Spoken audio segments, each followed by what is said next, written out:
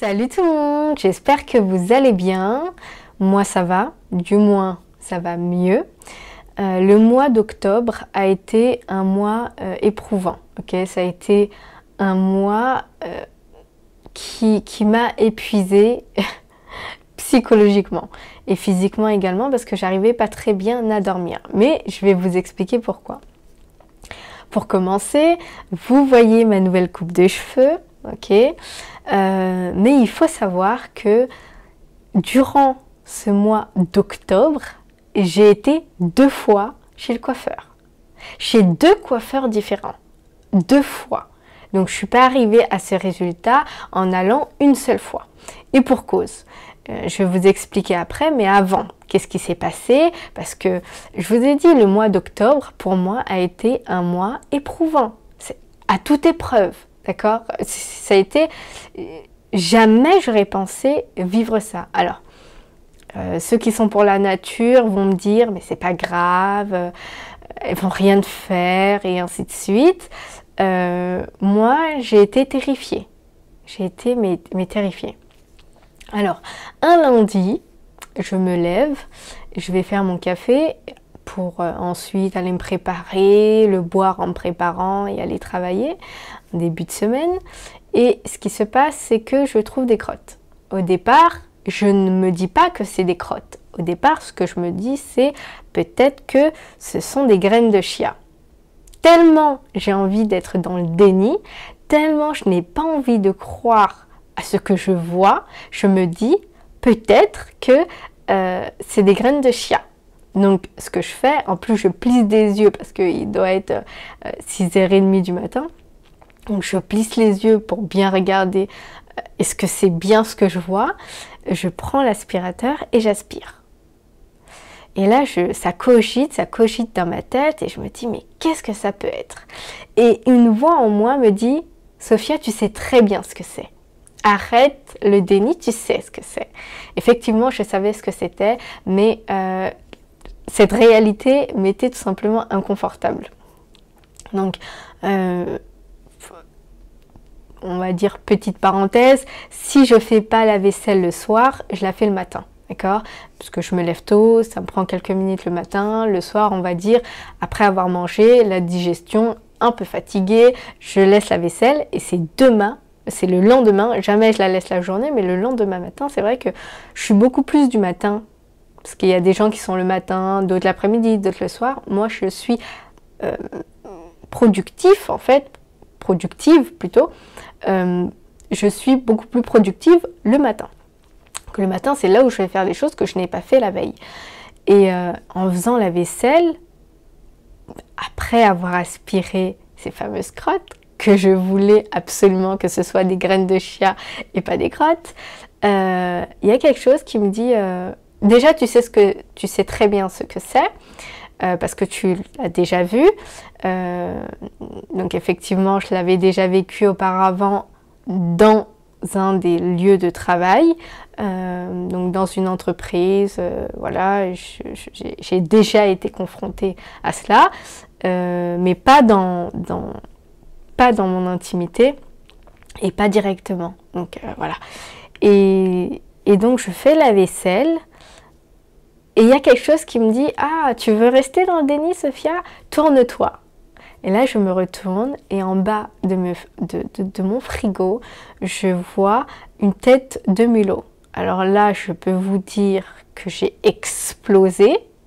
Je suis restée de marbre pendant 20 minutes. Pendant 20 minutes, donc pour ceux qui ne savent pas ce que c'est que des mulots, en fait ce sont des petits rongeurs, vous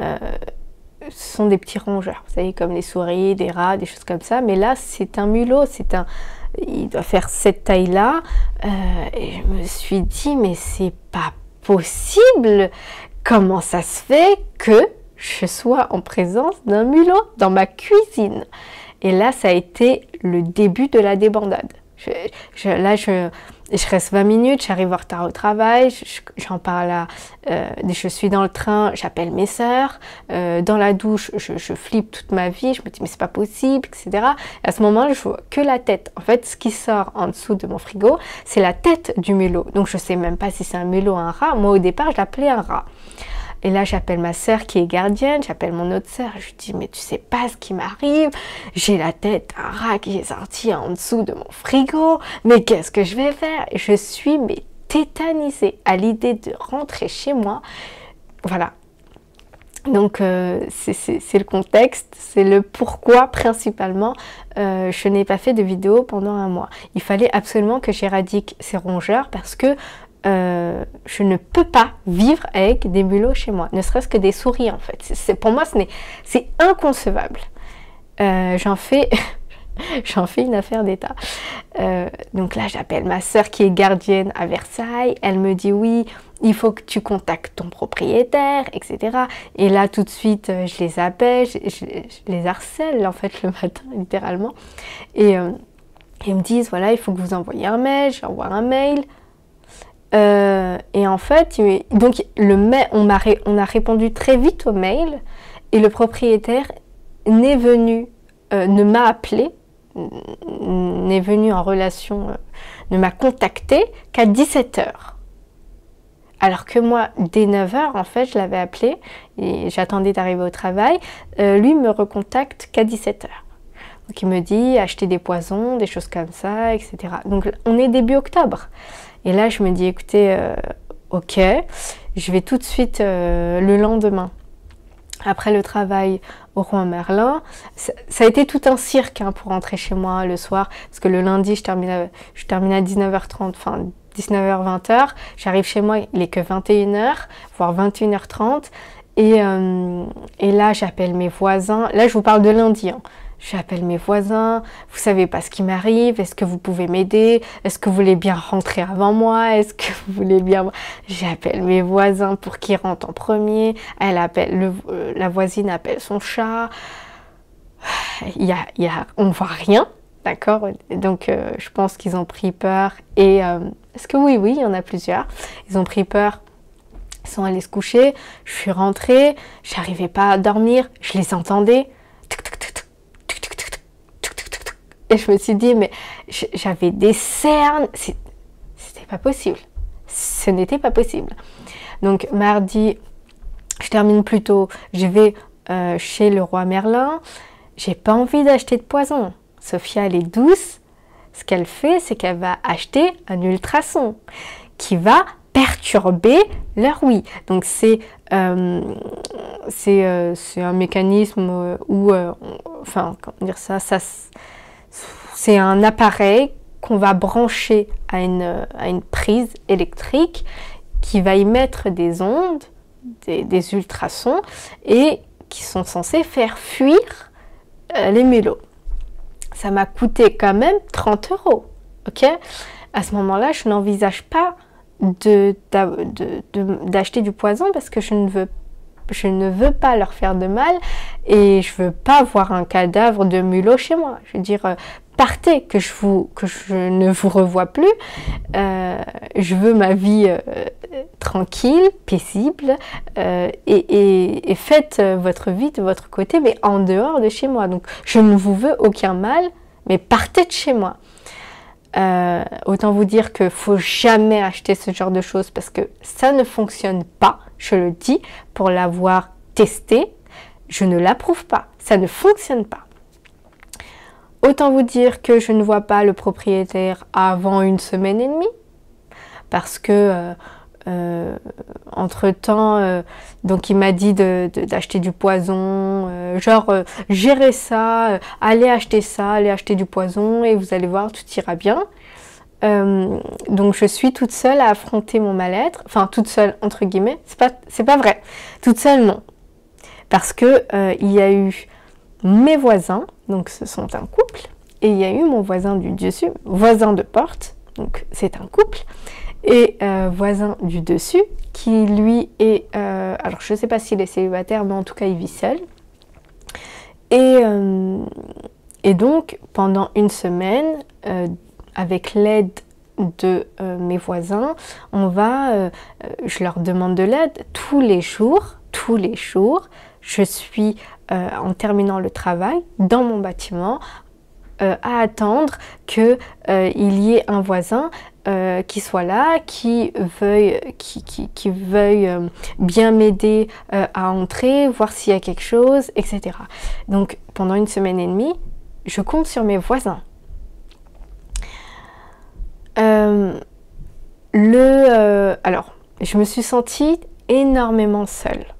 Je me suis sentie très seule durant cette épreuve parce que même si je pouvais compter sur mes voisins, si vous voulez, mes voisins d'à côté sont en couple.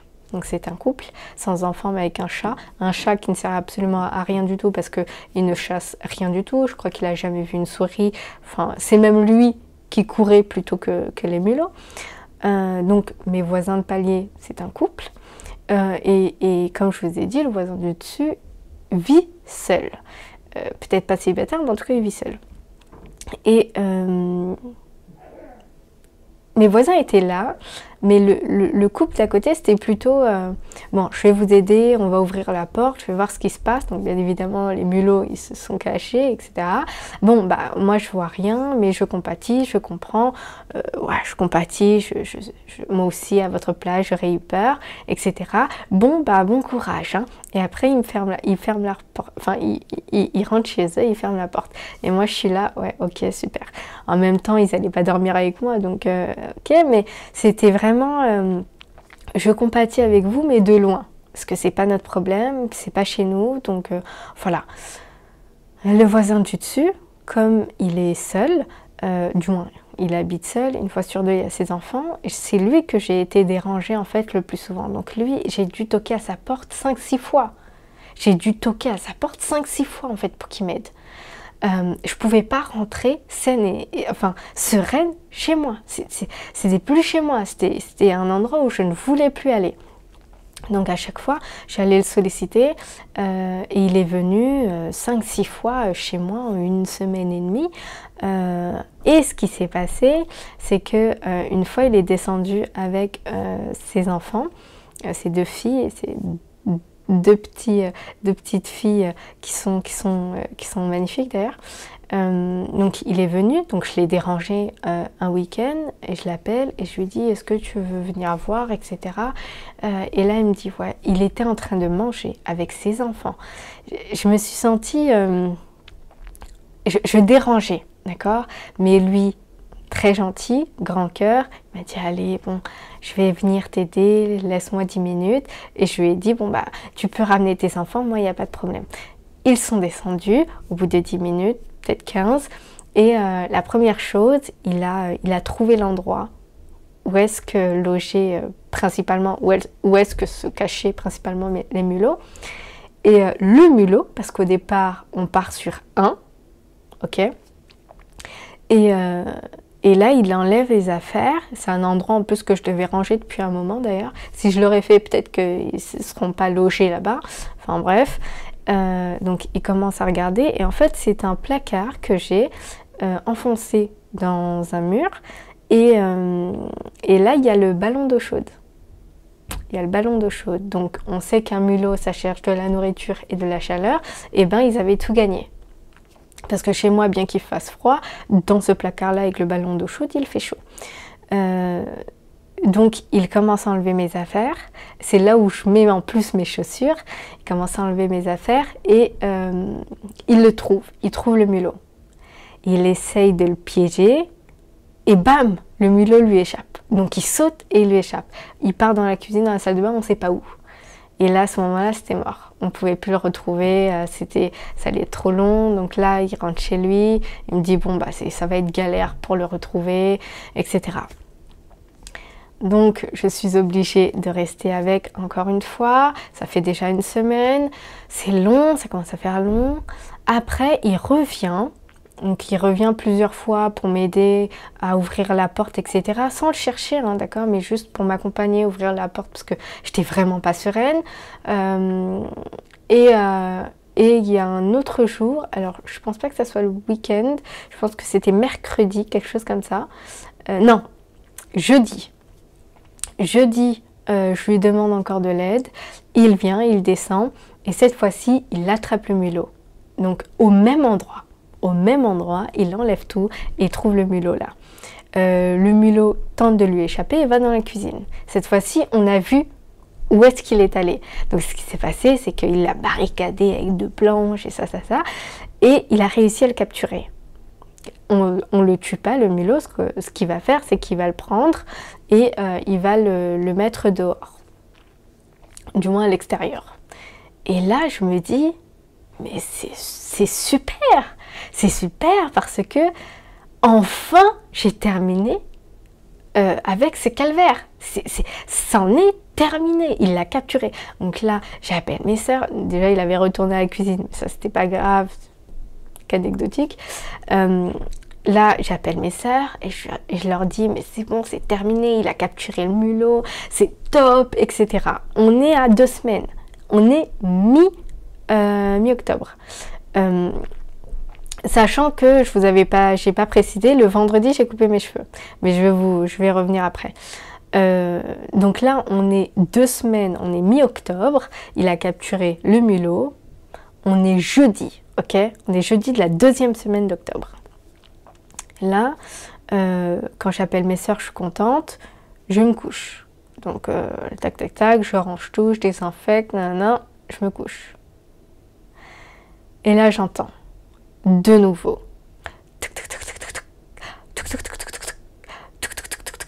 Et là, je me dis, mais c'est pas possible, c'est pas possible. Il y en a un deuxième. Et là, le lendemain, jour de repos, vendredi, j'appelle le proprio et je lui dis, je vous ai dit 1 semaine et demie, au bout de 2 semaines. Et là, j'appelle vendredi mon jour de repos. Moi, je me prépare tout ce que j'ai envie. Je me suis habillée, j'ai pris mon ordinateur, j'ai appelé ma collègue, je lui ai dit je peux pas rester chez moi, je vais venir au travail. Donc moi j'étais partie je me suis préparée, etc. pour aller au travail. Entre temps, j'ai appelé le propriétaire et je lui ai dit vous faites quelque chose. Parce que la veille, on a délogé le mulot, il y en a un deuxième. Là, moi j'en peux plus. Là, vous faites quelque chose ou je déménage. Et il m'a dit, est-ce que vous êtes là, etc. Je lui ai dit oui, j'allais aller au travail, c'est mon jour de repos, mais là, je ne peux pas rester. Il me dit, ok, bon, ce que je vais faire, c'est que j'arrive, etc. Quand il est arrivé, j'arrive même pas à voir combien ça fait de minutes. Donc, je sais pas... Bon, c'est pas grave, je vais terminer cette histoire. Quand le propriétaire arrive, le vendredi, donc ça fait déjà 2 semaines que je vis ce problème, il me dit, bon, bah écoutez, essayez d'aller voir si au casino ou je ne sais où, il y a du poison pour qu'on puisse, pour qu'on puisse un petit peu en disperser, et chez vous du moins. Et moi, je n'avais pas du tout la tête à aller dans un rayon pour acheter quoi que ce soit. Je suis partie me prendre un café et j'ai attendu qu'il vienne. Je lui ai dit, écoutez, moi, j'ai rien trouvé du tout, c'est à vous de chercher, etc. Ce qu'il a fait, c'est que par chance, en bas de chez moi, il y a une entreprise contre les nuisibles et on y est allé. Il a acheté les pièges, etc., une boîte noire, je ne sais quoi, du poison. Et là, il a commencé, on a installé ça. Et après, on a attendu, voilà, 1 semaine et demie, voire 2 vraiment. Ils avaient grignoté, du moins le mulot qui restait, il n'y en avait que 2, heureusement pour moi. Le mulot a grignoté plusieurs sachets. On s'est dit que... qu'il allait mourir je ne sais où. Alors moi, il y a quelque chose que je n'ai vraiment pas aimé, c'est que en allant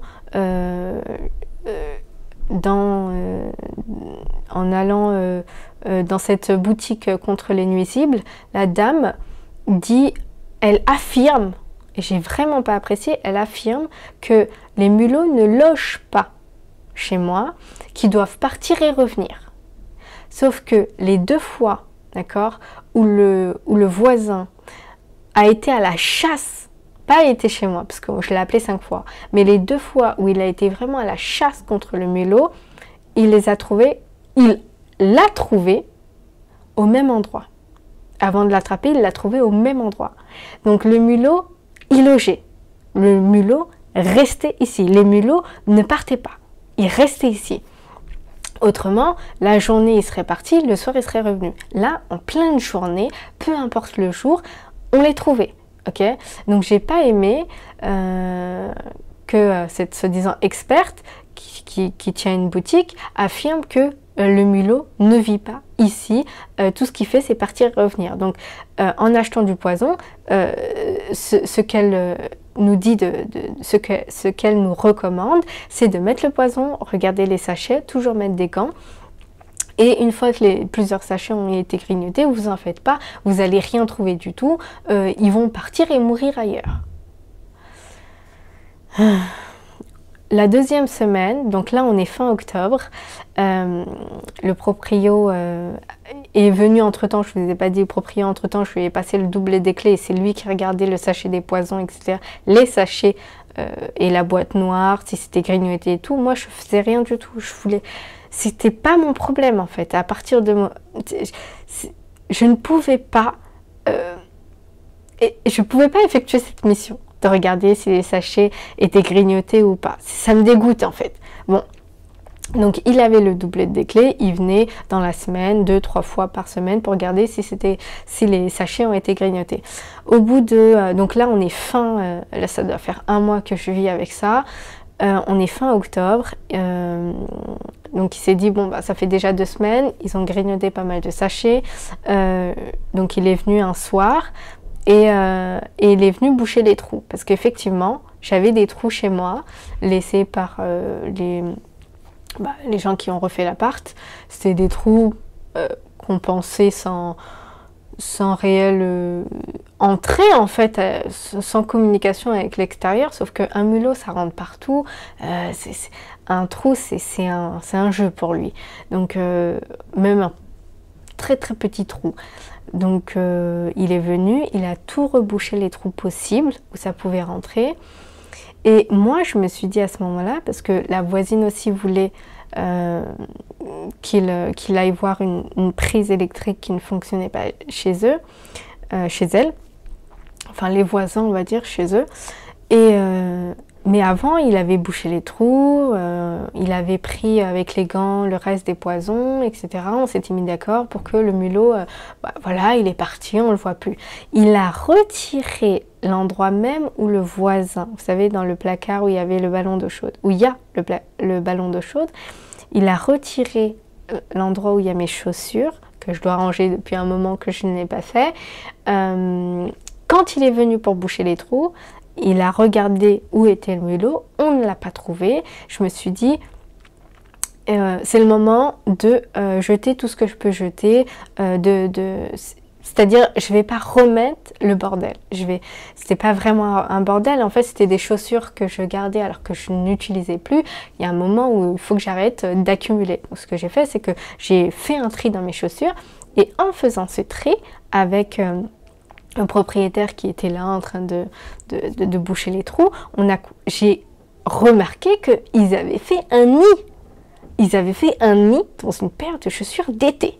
Donc à ce moment-là, j'ai jeté la paire de chaussures et je lui ai expliqué qu'en fait, au début du mois d'octobre, j'ai constaté, sans faire le lien tout de suite avec les mulots, parce qu'au début je ne savais pas qu'ils étaient là, mais ça montre que même quand ma sœur est arrivée, je viens de ticter que les mulots étaient déjà là, parce que j'avais pris un sopalin, j'avais pris un rouleau d'essuie-tout, pardon, j'avais pris un rouleau d'essuie-tout qui était grignoté. Et tout de suite ça m'avait interpellée, mais j'avais pas connaissance des mulots. Ils avaient grignoté donc on en voyait partout et je me suis dit mais est-ce que c'est moi qui l'aurais abîmé en le rangeant ou je sais pas. Comment ça se fait que je me suis pas plus posé de questions, voilà. Et en fait ils sont super intelligents. Ils avaient déchiqueté un essuie-tout, pas en entier, juste un petit peu. Ils avaient déchiqueté une partie et ils avaient pris des morceaux. Tellement, c'est dingue, ils avaient pris des morceaux, plusieurs morceaux, et ils étaient allés faire leur nid dans une de mes paires de chaussures. Je n'ai absolument rien remarqué. C'est dingue. Donc, Donc quand il est venu, bon, comme je vous disais, le jour où il a bouché les trous, etc., j'ai tout jeté. J'ai jeté une bonne partie de mes chaussures que je n'utilisais plus, que je devais jeter depuis un moment. On a trouvé plein de crottes, etc., etc. À ce moment-là, il n'y avait pas que des chaussures que je devais jeter. J'ai jeté des sacs, parce que moi, paranoïaque, j'ai jeté des sacs, tout ce qui était là, etc. Je me devais de le jeter, je ne pouvais pas rester avec. De peur en fait qu'il y ait un bébé ou je ne sais quoi. Donc j'ai jeté une bonne partie, j'avais des sacs et des sacs à jeter. J'en avais 2 au total. J'avais pas énormément de sacs, j'en avais 2. Et j'avais dans ce coin où j'avais mes chaussures un tapis. Un tapis que j'avais gardé lorsque j'étais en colocation. C'est-à-dire quand j'étais en colocation, ma déco c'était rouge et gris. Et mon tapis était rouge. C'est le premier tapis que j'ai acheté lorsque je vivais en colocation. Je me suis dit peut-être que un jour je voudrais changer de couleur. Donc j'ai pas encore envie de jeter le tapis, on ne sait jamais. Et au final, la question s'est reposée. Lorsque j'ai fait ce tri, je me suis posé encore la question, est-ce que je jette le tapis? Allez oui, on bazarde. Je sais pas pourquoi. J'ai entrouvert, parce qu'il était enroulé le tapis, le petit tapis était enroulé. Je ne sais pas pourquoi je l'ai entrouvert et là j'ai vu le mulot à l'intérieur. J'ai crié, j'ai refermé le tapis et là le voisin, le propriétaire qui était déjà parti faire regarder la prise de la voisine, retoque et me dit qu'est-ce qui se passe. Et je lui dis le mulot est dans le tapis. Il me dit oh il doit être mort. J'ai dit j'en sais rien parce que à la seconde même je l'ai fermé. Et on est descendu tout de suite, on a jeté donc les sacs de chaussures, les sacs où il y avait des sacs à moi, des sacs à main, il y avait des chaussures et ce fameux tapis où le mulot était à l'intérieur. Et là on a tout jeté, à la minute où je l'ai jeté, le mulot est sorti. Il est sorti, donc je l'ai jeté dans la benne, le mulot est sorti, comme si rien n'était, comme s'il n'avait jamais mangé de poison, comme si... j'ai pas compris. Et là, j'ai regardé le propriétaire, je dis mais c'est dingue, il est encore vivant. Il me dit mais c'est dingue parce qu'après tout le poison qu'il a mangé, il est encore vivant. Et je lui dis bah ouais, c'est quand même hallucinant. Et là, je me suis dit, si je n'aurais pas fait le tri, si je n'aurais pas jeté le tapis que je n'utilisais plus depuis déjà des années, parce que ça fait 3 ans que j'habite toute seule, je me suis dit, mais en fait, ça aurait recommencé. J'aurais pas jeté le tapis. Il aurait enlevé les poisons, il aurait bouché les trous, je serais encore avec un mulot. Et là, je me suis dit, mais heureusement que j'ai jeté le tapis. Heureusement que j'ai fait le tri. J'ai javelisé cette partie où il y avait plein de crottes et tout dans le placard. Et je me suis dit, enfin... une victoire, donc on arrive fin octobre, là on est le 7, donc j'ai pris quand même une semaine pour me reposer, une semaine pour récupérer mon sommeil parce que je n'arrivais pas à dormir. Quand ça s'est arrêté, j'avais peur que ça recommence, parce que la première fois où je me suis dit enfin c'est terminé, ça a recommencé, parce qu'il y en avait un autre. Et là, j'avais peur, c'est vrai que les premiers jours où j'ai dormi, après cet épisode, je me suis dit, j'ai peur qu'il y en ait un autre. Donc je suis restée avec cette phobie-là. Donc dans la nuit, j'écoutais, j'entendais des bruits, etc. Et j'en parlais avec mon voisin de palier. Et je disais, mais j'en deviens paranoïaque parce que j'entends des bruits, j'ai peur que ce soit... c'en est dingue en fait. J'ai vraiment peur que ça revienne. On ne sait pas d'où c'est arrivé. Là, ça fait quelques jours, on voit plus, ça fait quand même une semaine, une bonne semaine que je vois plus de crottes. Je regarde tout le temps, je suis très très très attentive. J'ai changé la disposition de la pièce où je dors, la pièce où je dors, pardon, la pièce principale et la cuisine. J'ai changé la disposition, je l'ai nettoyé, j'ai tout nettoyé de fond en comble. Voilà. Toutes les crottes possibles, j'ai tout, vraiment tout nettoyé. Mais psychologiquement, ça me fait quand même peur de revivre ça. Donc, c'est pourquoi c'est la raison principale du pourquoi j'ai été absent durant un mois, parce qu'il y a un moment où je ne pouvais pas être chez moi sereine, tranquille, en vous faisant une vidéo, sourire aux lèvres, en vous disant bonjour, j'espère que vous allez bien, parce que moi-même en fait j'étais en état de détresse. Alors ce sont que des mulots, mais je sais pas moi, il y a une vraie phobie, quoi. Je ne vis pas avec ça dans la rue, à la rigueur, voilà. Je vais pas crier comme une tarée, mais pas chez moi. Pas dans mes aliments, pas dans mes couverts. L'idée que je vis avec, non. Donc voilà. Donc c'est pour cela que durant un mois, j'ai pas pu faire de vidéo. Alors je vais très vite vous raconter la deuxième histoire sur ma coupe des cheveux. Non, première semaine au départ, donc entre-temps, ça c'était en parallèle de tout ce que je vivais. J'avais déjà pris rendez-vous le 15 octobre pour me couper les cheveux. J'ai avancé mon rendez-vous d'une semaine. Donc la première semaine, le premier vendredi du mois de octobre, je suis allée me faire couper les cheveux. Et je réfléchissais, parce que je vous avais dit que je voulais faire une coupe courte, garder mes petites boucles, peut-être 3, 4, 5 cm maximum. Et en réfléchissant, je me suis dit, allez, petite anecdote encore, très très courte, j'avais l'ex d'un de mes frères qui avait une coupe asymétrique. Donc c'était très court et c'était un petit peu long, voilà, c'était à peu près comme ça la coupe, avec une mèche devant, etc. Je la trouvais ravissante, d'accord, elle était très belle, cette coupe lui allait à merveille. Et je me suis dit un jour, j'essayerai sur ma tête. Et là, en parlant avec ma grande sœur, je me suis dit, pourquoi pas, avant de faire court, vraiment court, pourquoi pas passer par cette coupe? Parce que ça fait longtemps que je l'ai en tête, allez, pourquoi pas? Et si jamais ça me plaît pas, je coupe encore plus court. En allant chez le coiffeur, ça m'a coûté quand même 100 €, ok? En allant chez le coiffeur, cette coupe, je vais essayer de vous mettre une photo, c'était très joli, mais uniquement en sortant de chez le coiffeur. C'est-à-dire que le jour où je sors de chez le coiffeur, je me trouve superbe, ok? Et le jour d'après, c'était la débandade parce que je n'arrivais pas à faire le même mouvement que la coiffeuse, je n'arrivais pas à donner une forme à la coupe, c'était vraiment très très court et très très long, alors que normalement, il ne faut pas que la mèche soit trop longue, et moi je la voulais très longue.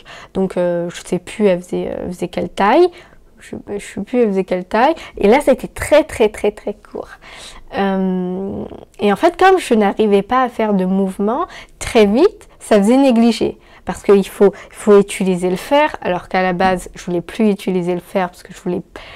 Voilà, je voulais plus m'étirer les cheveux ou autre, je trouvais que c'est bon, j'en avais marre un petit peu. Et là, je me suis dit, bon, si c'est juste la mèche pour faire un petit mouvement, ça va. Sauf que ce mouvement-là, je ne savais pas le faire. Donc j'ai essayé, et à un moment, au bout de 2 jours, je me suis dit, mais c'est pas possible en fait. Là, je suis sortie, je suis allée au travail, mais c'était négligé. La coupe n'avait rien à voir avec la coupe que j'avais lorsque je suis sortie de chez la coiffeuse. Donc j'ai laissé, je me suis dit, bon, tu vas pas tout de suite aller recouper. En plus de ça, elle t'a assoupli les cheveux. C'était dramatique, elle m'avait assoupli les cheveux pour pas que ça gonfle. Donc là, si vous voulez, les peu de boucles les boucles que j'avais en fait, je les avais plus. Je les avais plus parce qu'elle m'avait assoupli les cheveux pour me faire cette coupe. Au bout d'un moment, je me suis dit, laisse une chance à la coupe. Et après, je me suis dit, non mais c'est bon, je n'arrive pas à gérer. Sophia, il faut que tu te coupes les cheveux parce que ça en devient ridicule. D'avoir une coupe comme ça, là, c'était pas possible. Donc j'en ai parlé à ma sœur et on est parti chez un barbeur. Et le barbeur, bon bah voilà, il m'a fait cette coupe de cheveux. Donc il pouvait rien faire d'autre, mais je préfère cette coupe-là à la coupe que j'avais avant. Alors je m'en tire pas trop mal parce que je trouve que ça va, ça me change.